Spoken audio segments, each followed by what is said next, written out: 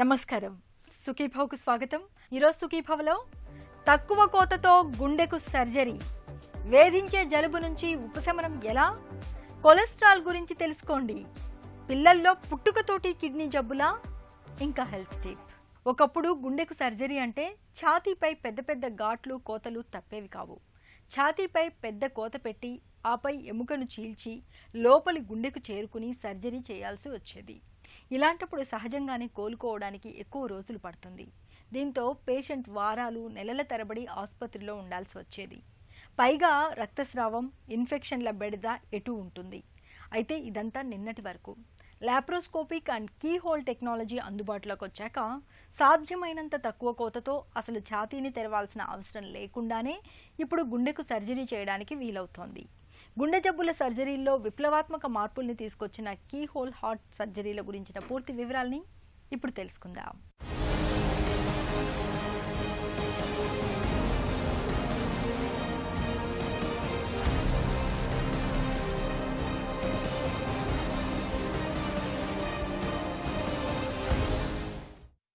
నిన్నటి వరకు గుండెకు ఆపరేషన్ అంటే ఒక మేజర్ సర్జరీ. ఛాతీపై నిలువుగా పెద్ద కోత పెట్టి ఆపై ఛాతీ ఎముకను చీల్చి గుండెను చేరుకోవాల్సి వచ్చేది. ఆపై ఓవైపు లోపల రక్తాన్నంతా తోడుతూ మరోవైపు బాటిళ్ల కొద్దీ బయటి నుంచి రక్తాన్ని ఎక్కిస్తూ గంటల తరబడి నిలబడి ఆపరేషన్ చేయాల్సి వచ్చేది. ఈ శ్రమంతా డాక్టర్లకేగా, పేషెంట్కేమీ కష్టాలు లేవనుకోవడానికి లేదు. ఆపరేషన్ టైంలో చర్మంపై పెట్టే కోతలు, గాయాల తాలూకు నొప్పుల్ని పళ్ల బిగువన భరిస్తూ వారాలు నెలల తరబడి ఆసుపత్రిలో మంచానికి అతుక్కుపోవాల్సి వచ్చేది. ఈ మధ్యకాలంలో ఇన్ఫెక్షన్ల బెడద ఎటూ ఉంటుంది. ఇక కోతలు, గాయాల తాలూకు మచ్చలు, ఉబ్బెత్తుగా పెరిగే కొయ్య కండలు, ఈ సమస్యలు ఎటూ ఉంటాయి. అయితే ఇదంతా గతం అంటున్నారు నేటి తరం సర్జన్లు. మినిమల్ ఇన్వేసివ్ టెక్నాలజీ అందుబాటులోకి వచ్చిన నేపథ్యంలో సాధ్యమైనంత తక్కువ కోతలతో కీలకమైన గుండెకు అతి సులువుగా సర్జరీ చేయడం సాధ్యపడుతోంది. 1980s కార్డియాక్ సర్జరీ చూస్తుంటే ఓపెన్ హార్ట్ సర్జరీ మనం హార్ట్ లంగ్ మెషిన్ ద్వారా చేసేవాళ్ళం. ఈ 2000 నుంచి మనకు ఇప్పుడు బీటింగ్ హార్ట్ సర్జరీ చేయడం అలవాటైంది. ఈ లాస్ట్ 4-5 ఇయర్స్ నుంచి మనం దీన్ని ఇంకా సులభంగా చేయడానికి ప్రయత్నిస్తున్నాం. దీనిలో మినిమల్ ఇన్వేసివ్ కార్డియాక్ సర్జరీ అనేది కొత్తగా ఇప్పుడు డెవలప్ అవుతుంది. మినిమల్ సర్జరీ ఏంటంటే మనం చేసేది చిన్న ఇన్సిషన్ ద్వారా సైడ్గా ఐదర్ లెఫ్ట్ సైడ్ లేకుంటే రైట్ సైడ్ చిన్న ఇన్సిషన్ ద్వారా మనం సర్జరీ చేస్తాం. బికాస్ గుండె లెఫ్ట్ సైడ్ రైట్ సైడ్ ఉంటుంది, అన్ని సర్జరీలు మనం చేయలేం. సో మినిమల్ ఇన్వేసివ్ సర్జరీలు ఏం చేస్తామంటే కొన్ని సర్జరీలు మనం లెఫ్ట్ సైడ్ నుంచి చేస్తాం, కొన్ని సర్జరీలు రైట్ సైడ్ నుంచి చేస్తాం. సో దీంతో కొన్ని అడ్వాంటేజెస్ ఉంటాయి. ఒకటి ఏంటంటే రికవరీ పీరియడ్ అనేది చాలా ఫాస్ట్గా ఉంటుంది. సో పేషెంట్ ఎక్కువ రోజులు హాస్పిటల్ ఉండాల్సిన అవసరం ఉండదు. సాధారణంగా ఓపెన్ హార్ట్ సర్జరీ చేస్తే మనం 8 to 10 days హాస్పిటల్ ఉండాల్సి వస్తుంది. ఈ మినిమల్ ఇన్వేసివ్ సర్జరీ చేస్తే 4-5 daysలోనే మనం డిశ్చార్జ్ అవ్వగలుగుతాం. ఇంకోటి ఏంటంటే బికాజ్ మనం సైడ్ నుంచి ఆపరేషన్ చేస్తున్నాం, ఎముకను కట్ చేస్తున్నాం కాబట్టి బ్లీడింగ్ కూడా చాలా తక్కువ ఉంటుంది. సో మనకు బ్లడ్ ప్రోడక్ట్స్ కింద అవసరం పడదు. ఇంకేంటంటే ఇన్ఫెక్షన్ ఛాన్సెస్ కూడా తక్కువ ఉంటాయి. ఇప్పుడు మనం ఎప్పుడైతే పెద్ద ఇన్సిషన్ ఇస్తామో అప్పుడు ఇన్ఫెక్షన్ ఛాన్సెస్ ఎక్కువ ఉంటాయి. మనం ఇన్సిషన్ ఎంత తక్కువ చేస్తామో అప్పుడు ఇన్ఫెక్షన్ ఛాన్సెస్ తక్కువ ఉంటాయి. సో ఇదంతా ఏంటంటే మనం పేషెంట్ని తొందరగా సొసైటీలో మళ్ళీ ఆయన చేసే పనులు మనం we have to send them to that level, that stage. ఆ స్టేజ్ అనేది మినిమల్ ఇన్వేసివ్ సర్జరీలో 2 weeksలలో జనరల్లీ రెగ్యులర్గా జాబ్ కింద వెళ్ళడానికి సులభమవుతుంది. Single valve surgeries nearly 90% plus మనం సర్జరీస్ మనం మినిమల్ ఇన్వేసివ్గా చేయగలుగుతాం. అయోటిక్ వాల్వ్ ప్రాబ్లం ఉంది, లేదా మైట్రల్ వాల్వ్ ప్రాబ్లం ఉంది, లేకుంటే స్మాల్ హోల్ రంధ్రం ఉంది హార్ట్లో, ASD అంటాం. అలాంటి కేసెస్లో నియర్లీ ఎవ్రీ కేసు మనం మినిమల్ ఇన్వేసివ్ సర్జరీ చేయగలుగుతాం. ఇంకా మేజర్ సర్జరీ ఏంటంటే bypass surgery.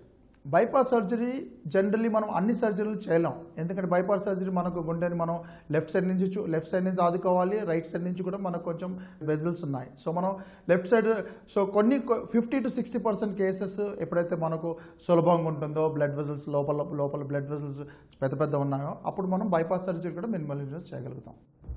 Minimally invasive technology సాధ్యమైనంత తక్కువ కోతను పెట్టి సర్జరీ చేయడం అన్నది ఈ విధానంలోని ప్రాథమిక సూత్రం. సంప్రదాయక ఓపెన్ సర్జరీలో దాదాపు 15 అంగుళాలకు పైనే చర్మంపై కోతలు పెట్టాల్సి వస్తోంది.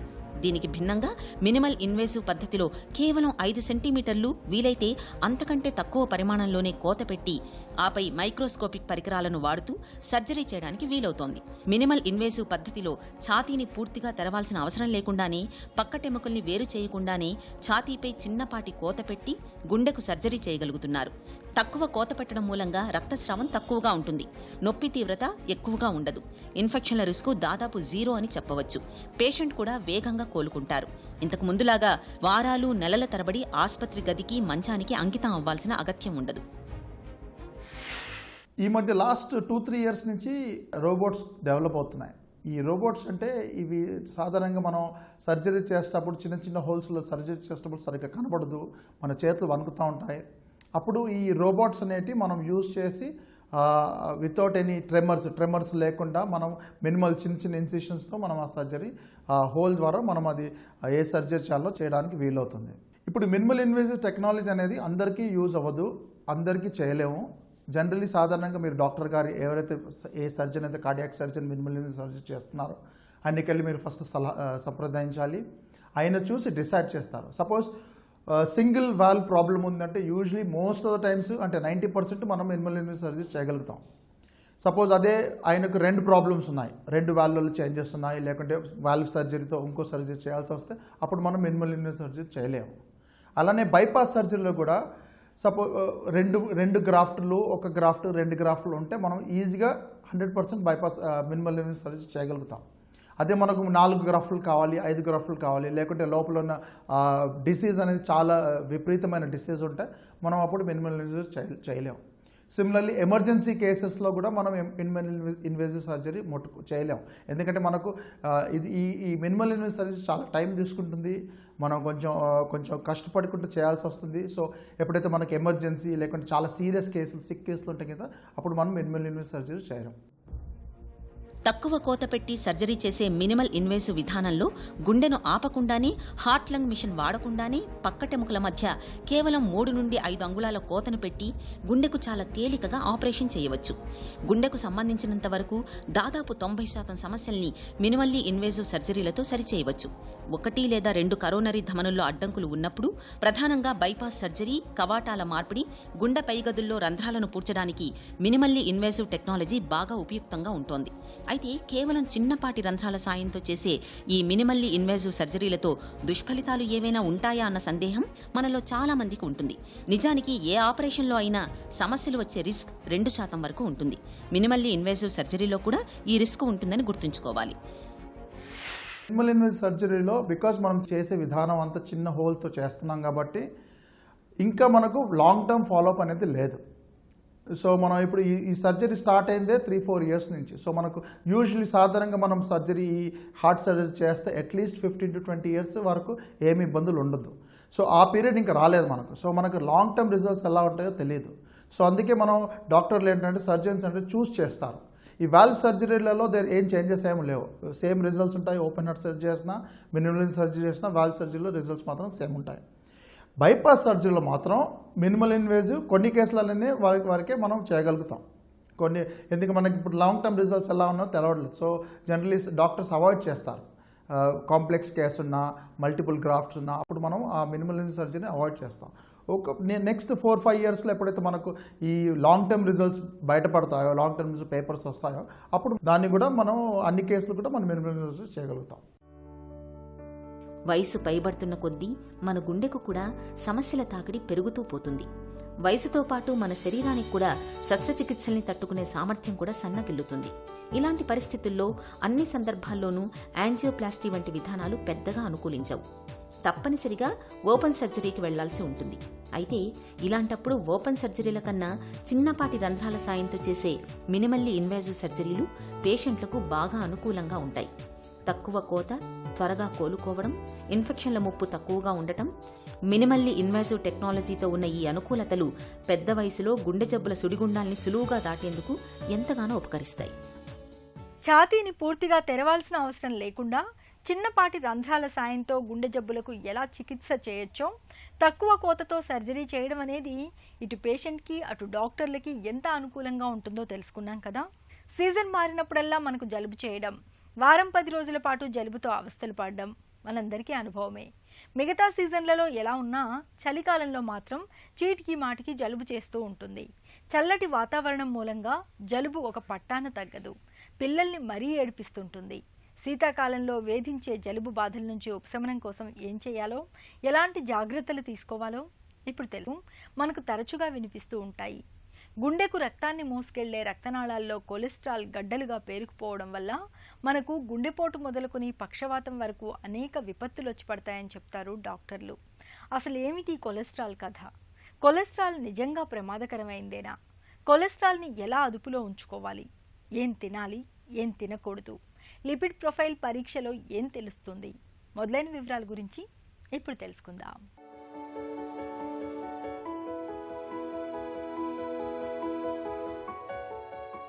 కొలెస్ట్రాల్ను అంచనా వేయడానికి లిపిడ్ ప్రొఫైల్ అనే రక్త పరీక్ష చేస్తారు.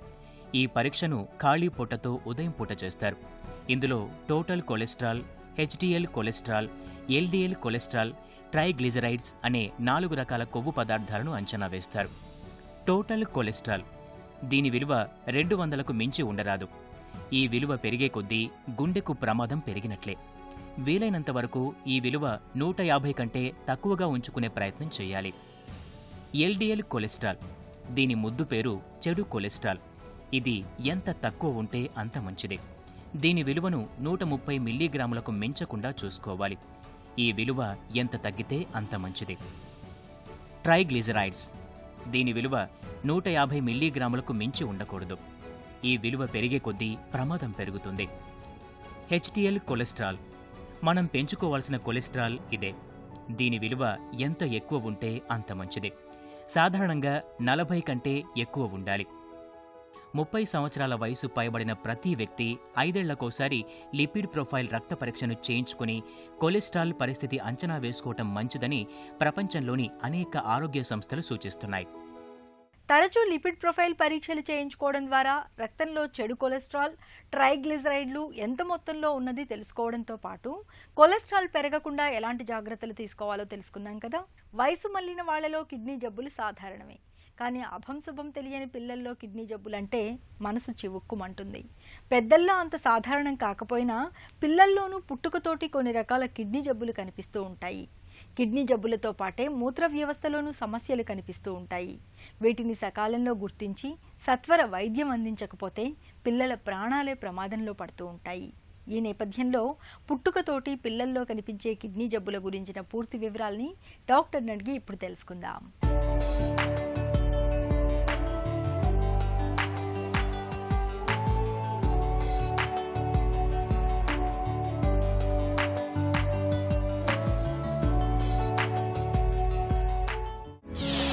పిల్లల్లో పుట్టుకతోటి వచ్చే కిడ్నీ జబ్బులు ఎలా ఉంటాయి?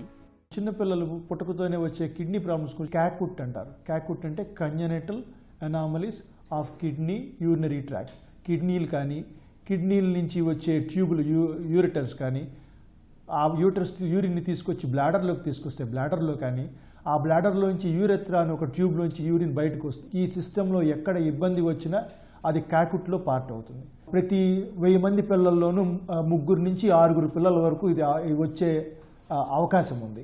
2 కిడ్నీలు ఉంటాయి మనకి, కుడివైపు ఒకటి, ఎడం వైపు ఒకటి.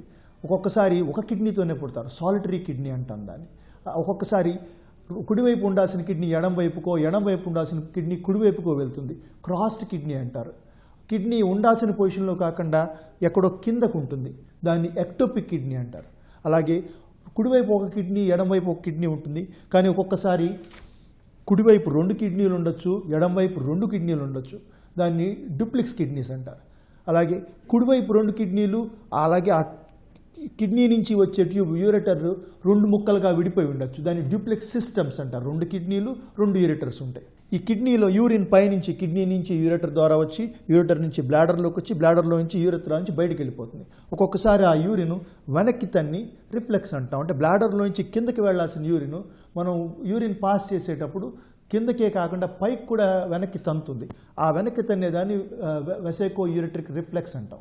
దానివల్ల ఇబ్బంది ఏంటి, ఆ యూరిన్ పైకి వెళ్తూ ఉంటే అది కిడ్నీ దాకా తాకి కిడ్నీని ఇరిటేట్ చేసి కిడ్నీ ఫ్యూచర్లో డ్యామేజ్ చేసే రిస్క్ చాలా ఎక్కువ పెరిగిపోతుంది. అలాగే కిడ్నీలో ఒక్కొక్కసారి ఈ ట్యూబ్ యూరెటర్ ట్యూబ్ అన్న పైన పార్ట్ని పెల్విస్ అని పిలుస్తాం. అది నార్మల్గా ఉండాల్సిన దానికంటే పెద్దది ఉంటుంది. దాన్ని హైడ్రోనెఫ్రోసిస్ అంటాం. అంటే హైడ్రో అంటే నీటి బుడగలాగా కొంచెం పెద్దగా ఉన్నట్టు. ఈ ట్యూబ్ కిందకు వచ్చే చోట పెల్వి యూరెట్రిక్ జంక్షన్ అంటే ఈ ట్యూబ్లో ఒక పార్ట్ అబ్స్ట్రక్షన్ ఉంటుంది. అక్కడ పియూజే అబ్స్ట్రక్షన్ అంటాం. ఆ ట్యూబ్ బ్లాడర్ చోట కలిసే చోట వెసెకో యూరెట్రిక్ జంక్షన్ అంటాం. అక్కడ అబ్స్ట్రక్షన్ ఉండే అవకాశం ఉంది. అక్కడ అడ్డు ఏమన్నా ఉంటే యూరిన్ క్లియర్గా పైనుంచి కిందకి రాదు. ఆ ప్రెషర్ వల్ల ఫ్యూచర్లో కిడ్నీ డ్యామేజ్ అయ్యే రిస్క్ ఉంటుంది. అలాగే మగపిల్లల్లో పోస్టీరియర్ యూరెథ్రల్ వాల్వ్ అంటే ఈ బ్లాడర్ నుంచి యూరెథ్రా ఆ ట్యూబ్లో అడ్డు మగపిల్లల్లో చూస్తాం. దీనివల్ల యూరిన్ బ్లాడర్లోంచి డ్రెయిన్ పూర్తిగా కాదు. వాళ్ళు పుట్టకతో ఈ కండిషన్తో పుట్టారు కాబట్టి ఆ యూరిన్ క్లియర్గా డ్రెయిన్ అవ్వకపోతే ఆ ఎఫెక్ట్ అంతా పైన యూరెటర్లోంచి కిడ్నీ మీదకి పాస్ అయ్యి కిడ్నీలు డ్యామేజ్ అయ్యే రిస్క్ ఉంది. కిడ్నీ జబ్బుల్ని ముందుగా గుర్తించే అవకాశం ఉందా? చికిత్స ఎలా ఉంటుంది?